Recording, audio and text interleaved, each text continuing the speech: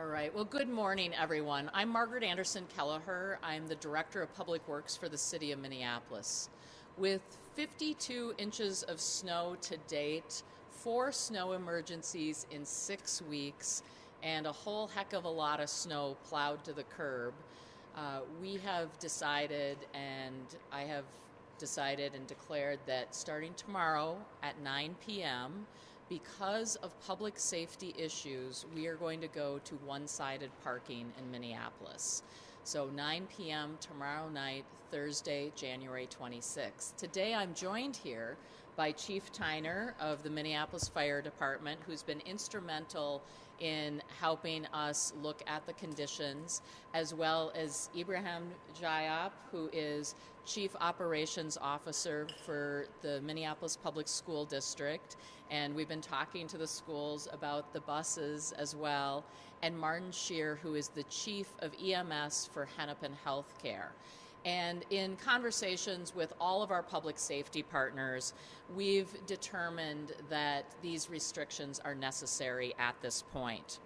We're here to support these other organizations in how we are taking care of our streets, and that is why we are going to move to the one-sided restrictions. Again, they will begin 9 p.m. on Thursday, January 26th.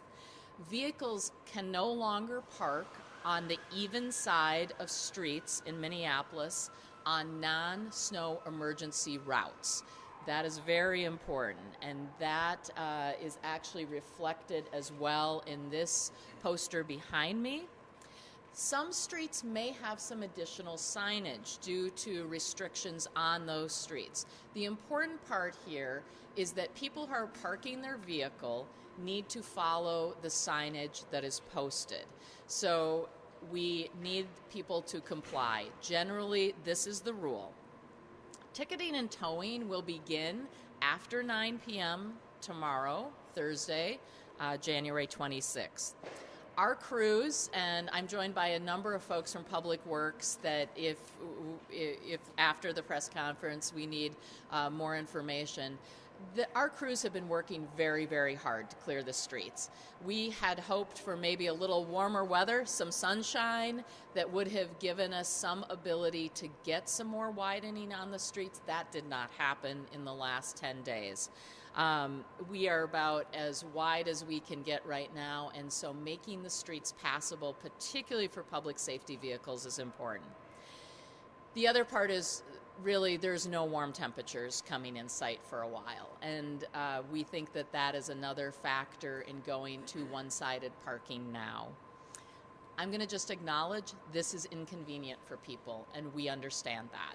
We hope that people can work together to make sure that people are safe and that people can get groceries to their residences and things like that. But for the overall public safety, if there's a fire, if someone has a heart attack, we need to have the streets in a way that large vehicles can move down them. And of course, we do not want to have kids sitting on school buses for long periods of time. So I want to say a sincere thanks to everyone who's been complying with our snow emergencies, for now having to move their cars to one-sided parking. We very much appreciate the partnership with the residents of Minneapolis and visitors to Minneapolis. I also want to thank our crews, both our folks in our maintenance crew and our traffic department. They both have been doing a lot of work already and will continue to do that work to both keep the streets as clear as possible and the alleys for people, and then the other part is signing the streets to make sure that it's very clear where parking can and cannot happen. I'm going to next turn it over to Chief Tyner for a few words, and our other partners are going to speak, and then I will come back to take questions and hopefully provide answers. Thank you. Good afternoon. My name is Brian Tyner. I am Fire Chief for the Minneapolis Fire Department. And I have advocated for and fully support this decision to go to one-sided parking in the interest of public safety, in the interest of keeping you and your neighbors safe. When there's an emergency, whether it be a fire or a medical emergency, seconds matter, and certainly minutes matter.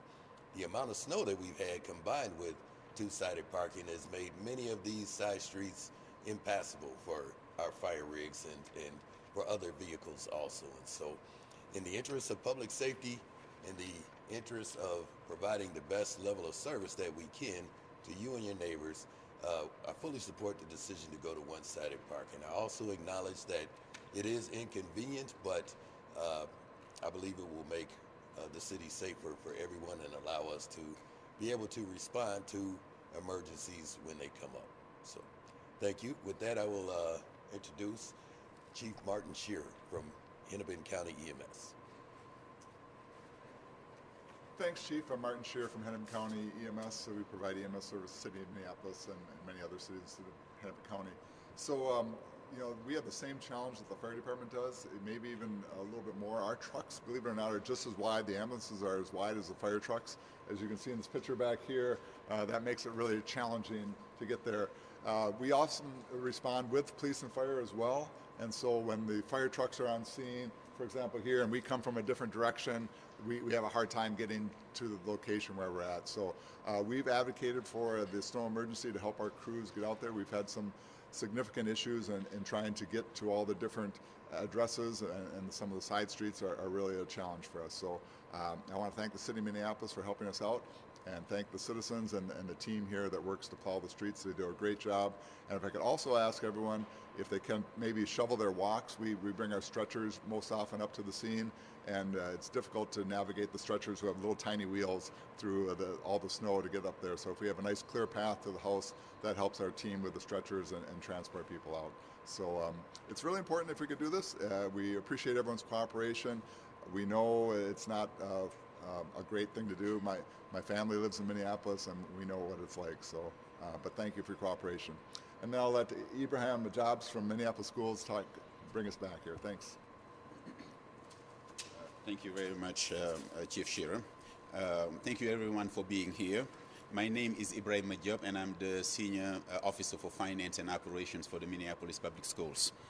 I first want to say thank you to the City of Minneapolis for actually including Minneapolis Public Schools in this effort, because as you know, we do have buses all over town any given day of the week, Monday through Friday.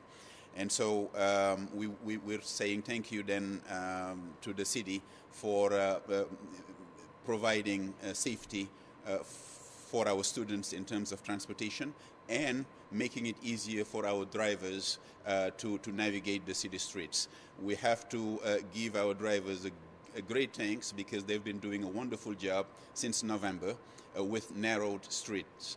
We do know that with the both sides, parking on both sides of the street with mounds of snow on every corner, it makes it challenging for our drivers to navigate.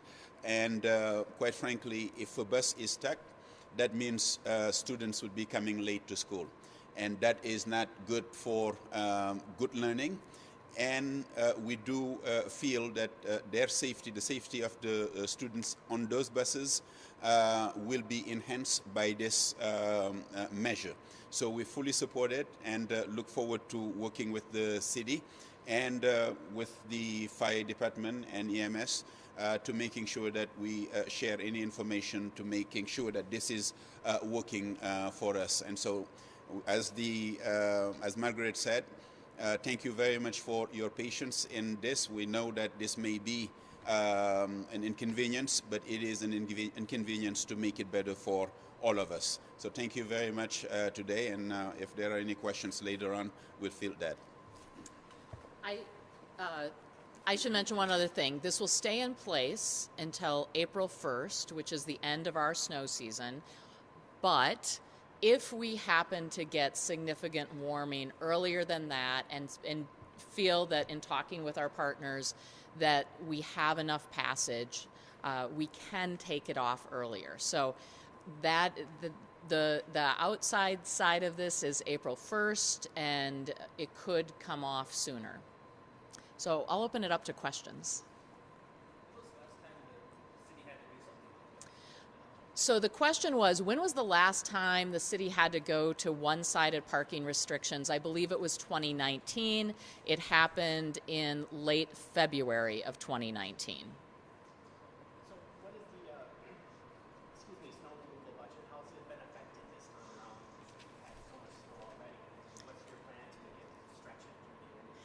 Yeah, so the question was about our snow removal budget, and at 52 inches, we're doing okay. We have the budget to clear the streets, to put down, we do try to do limited salt, but we do have sand, and we are continuing to keep up on that.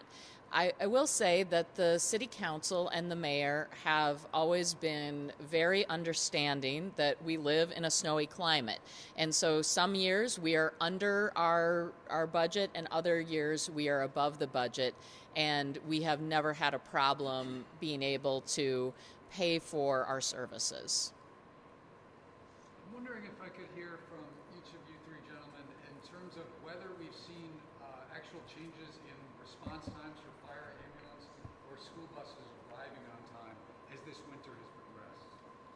Okay, I'll start. So I can say that every winter we see some difference in our response times. It's not a real significant difference, but obviously travel is slower in winter conditions. And so have we seen a change in response time? Yes, we have seen a slight change in response time, but our average response time is 5:29 for the entire year. Our goal is to get there in 5 minutes or less, so we're a little bit above that.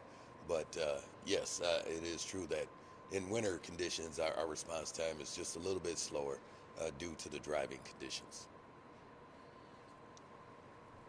Yeah, Marty from Hennepin EMS. Great question. So I did look at January 3rd. We had a pretty significant snow on January 3rd, and our average response time that day went up about 1 minute and 20 seconds. So, a little bit, not terrible, but it was significant for us. We have a similar response time to Brian. About 7 minutes is our average response time, and those days it jumped up a little bit. But there was a couple calls, though, where it was difficult to get to, and so that's a lot of what we're talking about here is, the driving might be slower on snowy days, but the actual access to the residents that we're trying to get to gets a little bit cumbersome sometimes when there's that. Especially like I mentioned, when we have police and fire and EMS all responding at the same time, the road gets really crowded, and usually police and fire get there a minute or two before EMS arrives, so we have a hard time finding space to park even. And then if the school bus is on the street, it adds a little more complexity to the whole issue as well. So, but thank you, good question. Thank you for the question. For the district, we have key performance indicators, KPIs, that are tied to transportation, and they are in terms of on-time drop-off and pickup, and time spent on the bus. And we do know that when conditions are not favorable, those KPIs are poorly affected. The time spent on the bus is elongated, and the drop-off and pickup time is not that accurate. So we do see impacts of that. And as I said, I haven't said it yet, I live in Minneapolis, and we love being here. Living here in Minneapolis, my kids catch the bus, and sometimes I hear it from them as to the time spent on the bus and or the bus being stuck. So thank you very much for the question.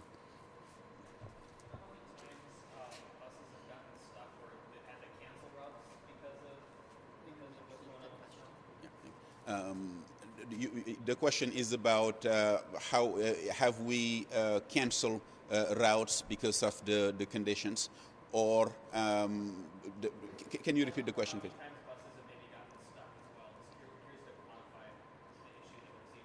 I would answer the first question. I have the Director of Transportation that may have more detail on that, on the second question. And I would say that for us, the time that the bus is if a bus is stuck, it would reverberate through the system all the way to the classroom. So I do know that we just are impacted every time we have streets that are tight or narrow. Lisa, do you have anything to add to that? I always get to share the really good news. On the big, my name is Lisa Beck, and I'm the Executive Director of Transportation. So it varies day to day, but for example, the big snow event we had that lasted over multiple days, we were home for the first 2 days and then out. That morning we had 19 buses that were stuck in the snow that had to be rescued by our mechanics and the tow trucks to get them out. So that's the extreme. It's a record, actually. Normally on an icy, snowy day, we'll have 2 or 3, but on a big snow event, we've had as many as 19.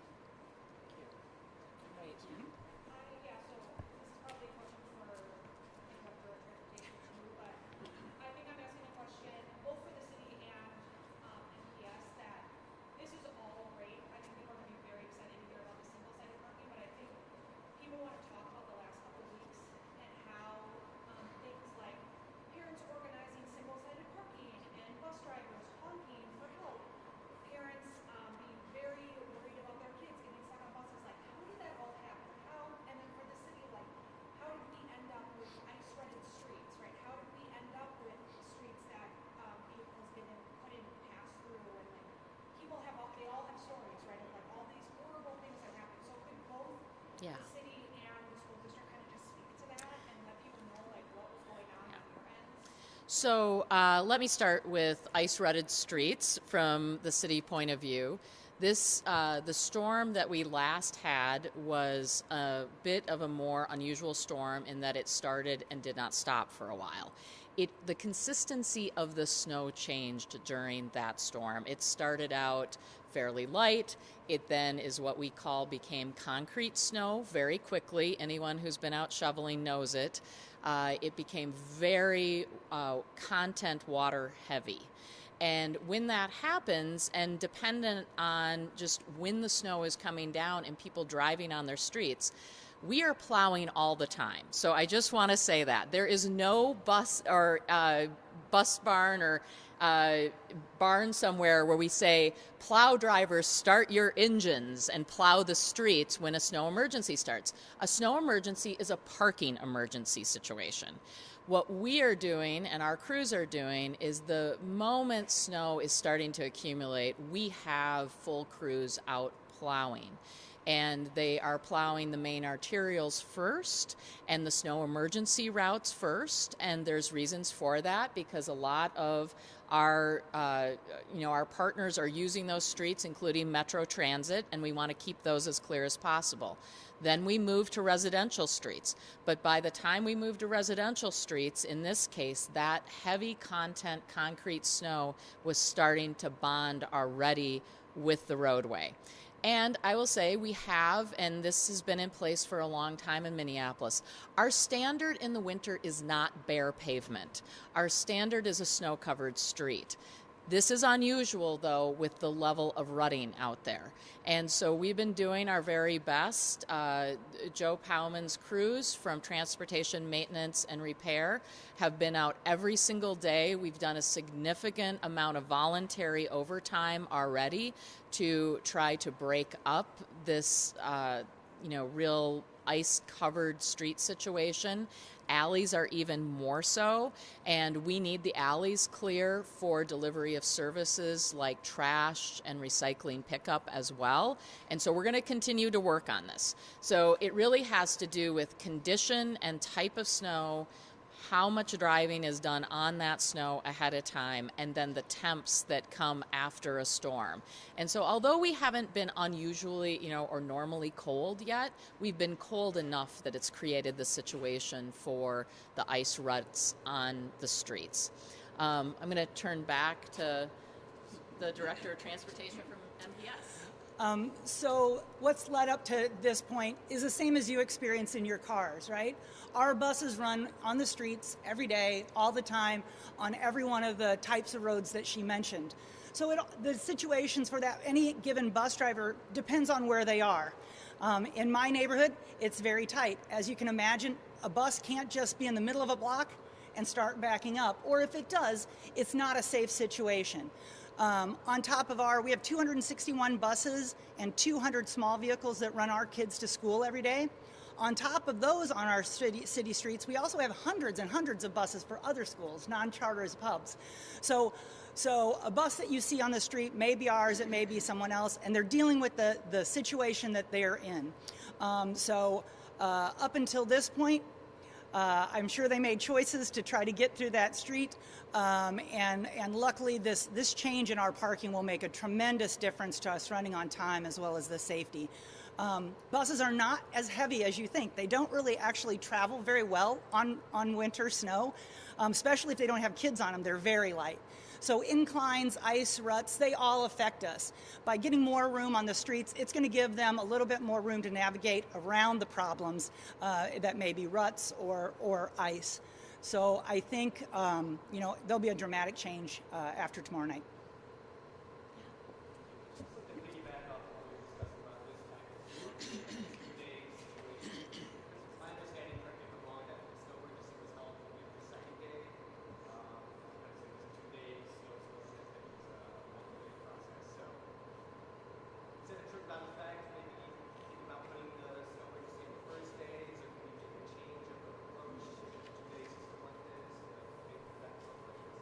So I think at the root of your question is, could calling a snow emergency, which is a parking tool, have prevented what we see today earlier? And I think we actually were on about 3 days of snow when that snow ended. What we try to do is do our very best through looking at a number of weather models, looking at measurements throughout the city to see where we're at. Because in Minneapolis, other cities call a snow emergency or parking restrictions at a much lower number of inches. If we have 4 inches of snow, you can almost guarantee when we feel that we can get out there and get the best snow plowing done and get the cars moved, we're going to call that snow emergency. When it's between 3 and 4, it's a bit more of a judgment call. I think we have called at every snow event this year, 4 so far in 2023. We had 2 in the beginning of this snow season already, I think. And we have called every time to be able to clear those streets. As I said, there are crews plowing the streets from the beginning.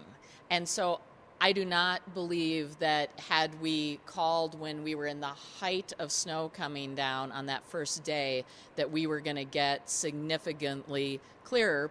We were already plowing those arterials and main snow emergency routes.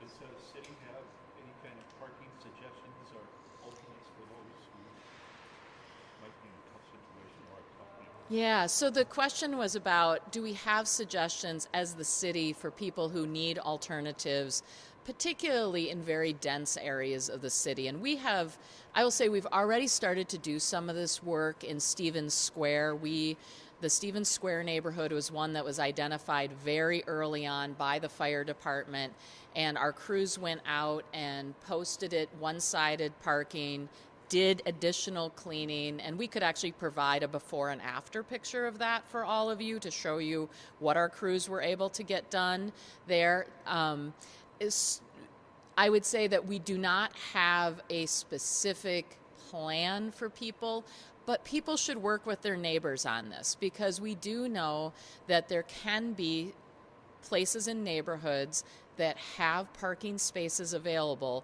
It takes a lot of work, though, because often if it's a business, they need to work with the people parking their cars there if there's another snow event to move the cars out of there. But I do know that there are both individual residents and renters who may have spaces available that could help their neighbors out, and working with businesses. But it really is up to those individuals and blocks to work that out.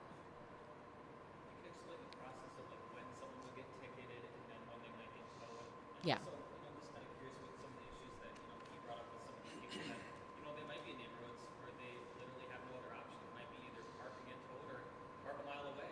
And I'm just curious, is there some leniency, some of the fees for some of those folks that might be in a tough spot? So your question is about both, there are going to be places where people are going to have to park further away from their residence or their business to be able to go into work or to go home at night. And, is there leniency? What I would say is we're trying to give people as much notice as possible here by having this press conference midday on Wednesday. We're not starting until 9 p.m. tomorrow night. We know that people need a little bit of time to adjust to this schedule of parking, or the way that things are going to happen, parking on the odd side of the street.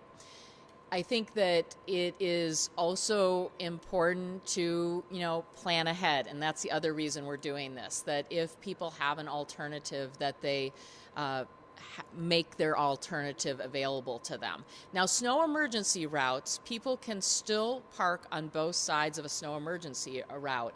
And there is actually a lot of snow emergency route in the city. So that is probably going to be people's best option, is to park on those snow emergency routes.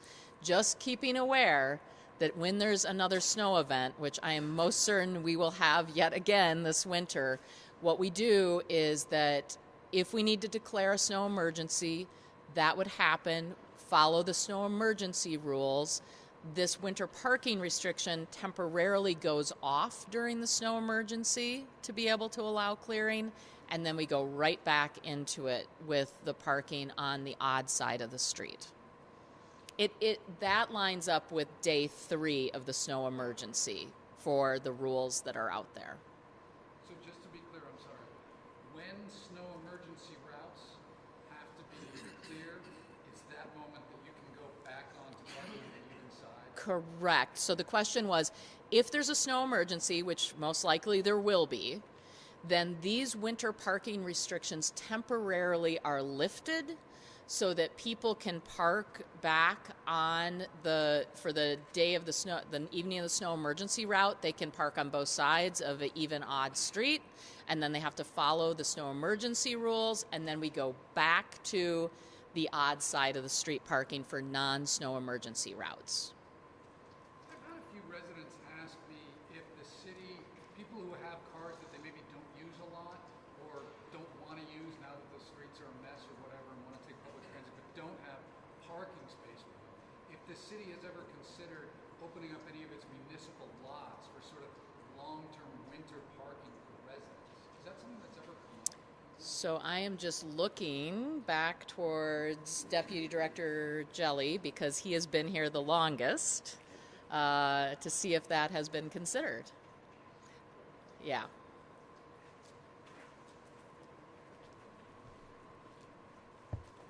Good morning, everyone. Brett Jelly, Deputy Director of Public Works. I think I'm up here because I've been around for 20 years. The snow emergency rules have been reviewed, or in winter parking restrictions, and actually this morning, if you look back in the archives, in the 70s and 80s, things were even different than they are today. In the early 2000s, there was some work. It was called Snowasis parking lots. There was some work on, I see Casper nodding his head. There was some work on finding some private lots that could be opened up, more so for snow emergencies. Specifically, it wasn't so much about parking restrictions. And it sounds like they're not being reconsidered now for this situation. We are not working on that right now. When it comes to the tickets and tows, I just curious about the procedure of that, like how many times is it like a one-time warning, a second-time warning, and then it's towed? For people who don't necessarily know the proper procedures for that. So the question was, how does it work if you're parked in the wrong place? If you're parked, once the restrictions go in place, 9 p.m. tomorrow night, if you are on the even side of the street, what happens? And, we work with traffic control, which is not in Public Works, but we work closely with traffic control to make sure they are aware of when this goes into effect. I think that, likely there's going to be some good judgment used here about what happens, but I fully think that by the weekend, people can expect that if they are in the wrong spot, they could get a ticket. They could get towed as well to the impound lot. So it's serious that people do need to move their vehicle, and we want to make sure that they're doing that.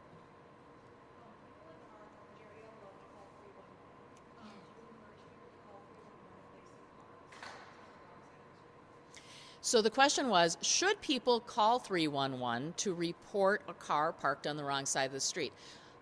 First, I'm going to say people should call 311 for a number of issues with these parking restrictions. So we know, and I'll get there, we have a number of disability parking spots in the city that residents have. Those residents, if those parking spaces are not on the odd side of the street, but on the even side of the street, we are making accommodation for those disability parkers, and they should call 311 to understand and to also let us know where they're at. That will be very helpful with the disability parking. The other part of your question was about 311 generally. There are 3 really great ways to interact with 311. I just want to say this out loud. Get the app. If you don't have the app, use the app. You can report something or get information almost any time of the day and get the information into 311, because the 311 call center is open 7 a.m. to 8 p.m., I believe, might be 7 p.m., 8 p.m. Monday through Friday. You can also email 311. And emailing 311, we just had a presentation on this in our Public Works Committee by the 311 director. There is no response time difference between these 3 different methods. So if it's a weekend, people can use the app or email in. They can leave a message on the 311 line, and that also will be referenced. But if they need information, getting that call in between today and tomorrow for information, particularly around the disability parking spaces, would be important.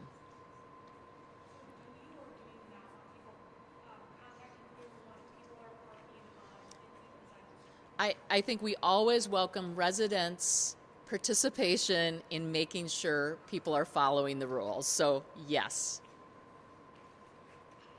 Thanks a lot. All right. Thanks very much, everyone.